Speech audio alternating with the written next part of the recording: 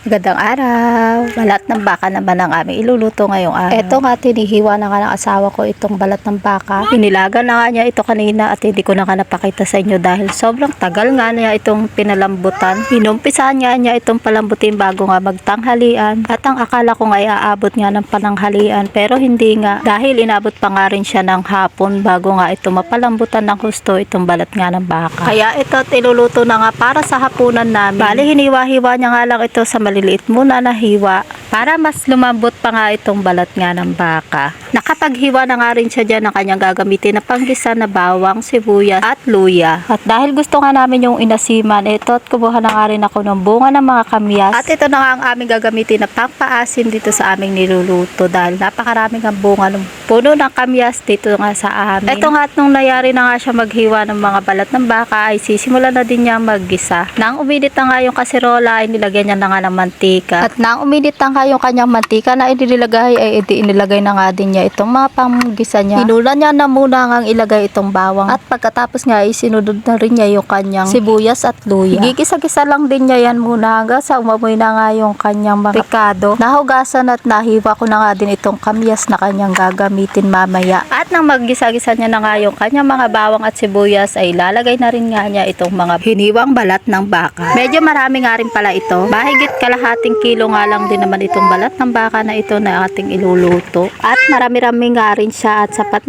na nga ito para sa amin. Sa palagay ko nga ay aabot pa nga ito hanggang bukas. Bale, sasangkot siya lang nga din niya ito ng kaunti bago nga ito tubigan. At ito nga nung masangkot siya na nga niya yung balat ng baka ay saka naman niya nilagyan ng tubig at tinakpan. At hihintay na nga lang natin yan na makulaan na mabuti. At heto na nga kulong-kulo na nga siya. Inilagay na rin niya yung mga ilang pirasong sili dito sa ating niluluto. At dahil kulo naman na ay maglalagay na nga siya ng mga pampalasang asin at bechin. Dilagyan niya nga rin pala yan ng kaunting patis kanina. Kaya tansyado na lang din yung asin na kanyang nilagay. At pagkatapos nga niyang lagyan ng mga pampalasa ay hahalu-haluin naman niya at nang mag-combine malusaw yung mga pampalasang inilagay niya. Ilalagay na rin niya yung mga hiniwa ko nga kamyas kanina. Tinatansya na nga lang din niya yung inilalagay niya at parang napakaraming araw nitong aking hiniwang kamyas. At kapag inilagay nga pa nga daw niya lahat ito ay baka naman sobrang asim na. Ibali nga magdagdag na lang kami mamaya ng pang-asim kapag medyo matabang o kulang yung asim niya. At tatakpan na nga lang ulit natin at hihintaying maluto nga yung mga kamyas na inilagay natin. Ito nga lutot kulo na nga itong mga kamyas na inilagay natin kanina. At dinagdagan niya na nga rin pala yan ng kaunting pang tubig para naman marami yung sabaw. Napakasarap nga ding higupin ng mainit na sabaw niyang balat ng baka. Ipinatikim niya na nga sa akin kung anong araw ba yung lasa, kung kulang ba yung kanyang mga dilagay na mga pampalasa dito sa kanyang niluluto. At nung matikman ko nga ay tamang-tama lang kako nga yung lasa kaya po pwede na nga nating halunguin. Pero ang sabi nga niya ay wag na nga hanguin at hayaan na nga lang daw na nakasalang. At para nga hindi lumamig. Nagbigay na nga rin siya sa kabilang bahay sa kila nanay. Nauna na nga rin niya pakainin yung mga bata. At eto nga nagpapasantok na nga rin ako para sa ako naman nga ang kakain. Sigurado na naman nga ang mabubusog na naman ako nito.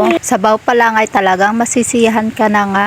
At eto na nga mga kananay, mainit at tumuusok pa nga. Sigurado na naman na mapaparami na naman nga ang aking kain. At ano pa nga hinihintay mga kananay, halina na nga kayo't magsikain na nga tayo. At syempre pa hindi natin kakalimutan magpasalamat sa Panginoon sa mga biyayang natatanggap natin sa araw-araw. Kaya thank you Lord sa mga pagpapala. At hanggang dito na lang muna mga kananay. Salamat sa inyong panonood at nawa ay pagpalain tayo ng ating Panginoon.